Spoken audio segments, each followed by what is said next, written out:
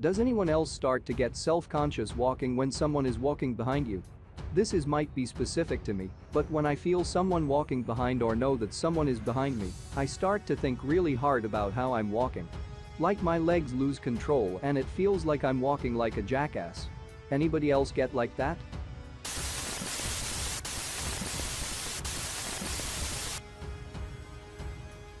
I've done this since I was a kid and can't shake it. It doesn't even have to be someone behind me. If I just think someone is watching me, I suddenly lose the ability to walk normally. It's so annoying and my friends don't understand. I'm glad I found you. Exactly. Just the thought that someone might be watching and it's all of a sudden. I think I have a limp now. What do I do with my arms? Only one can swing, so what does the other do? I feel like speeding up helps. I walk fast so I pretty much outpace everyone. I'm so glad I'm not alone with this. Whenever I mention this to someone they just said I was just being stupid. Same, like my legs stiffen up a bit and my feet kind of lose balance, but I can still walk at my normal pace, which is pretty fast. Yes, it's a similar phenomenon to being followed by a police car while driving. You've gone from unconscious competence to conscious competence.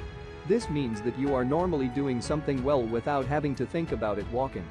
Now that you think someone is paying attention to you, you start paying attention to what you're doing in a way you normally don't have to. Now you're thinking about movements that normally were become automatic, and that gets awkward. Maybe some others can weigh in on this, but I think the phenomenon wanes with age.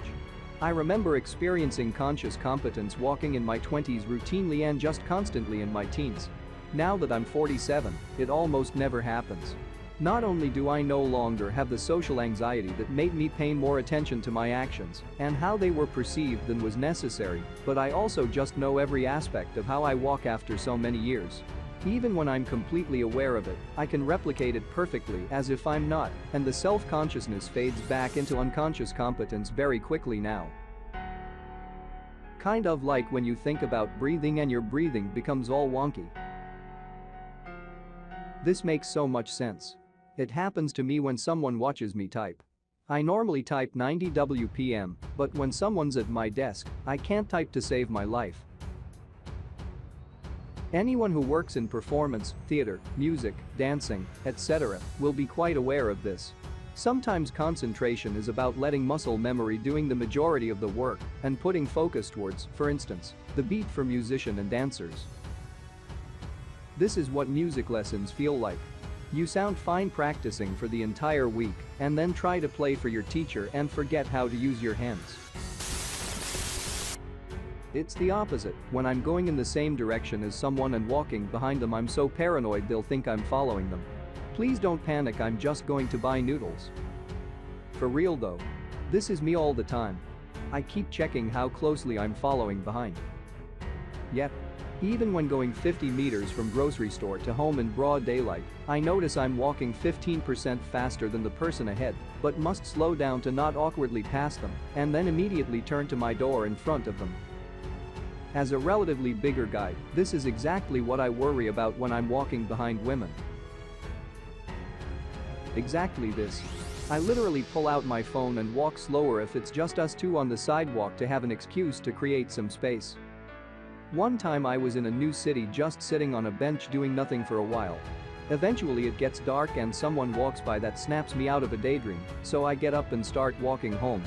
I guess I was walking right behind him because after a block he takes off running. I never felt tougher. It's worse when you're accidentally following someone in the car. There was this one time I was behind the same car for about 5 miles, taking all the same turns and everything.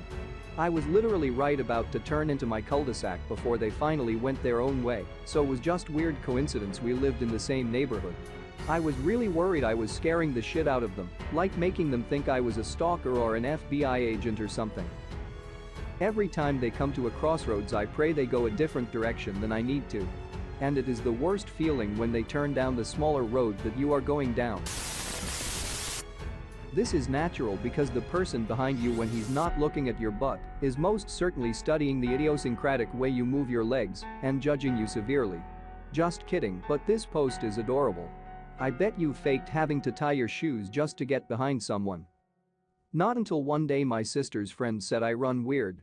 I was running so I could throw my skateboard, then jump on it, but either way, it took me about 2 minutes of overthinking to make myself sad because of this. I worry that they're following me. And whenever I walk behind someone, I'm worried that they're worried that I'm following them. Yes. Sometimes when someone is behind me I feel like my hip joints turn to rubber. Every bloody time. It truly is horrible. And every time it happens I start walking weirdly because I just kind of forgot how to do it normally. And so I'm getting stressed, and so my walking is getting weirder and weirder, and then I speed up. If I walk quickly enough I'd be able to turn left, and he won't follow me. Or won't he? Then I start walking on my hands because it might scare him, and he'll speed up and nobody will be behind me. Then I remember I'm in high school and the corridors are full of people. I don't get self-conscious, I get scared a little, even though I live in a pretty safe place.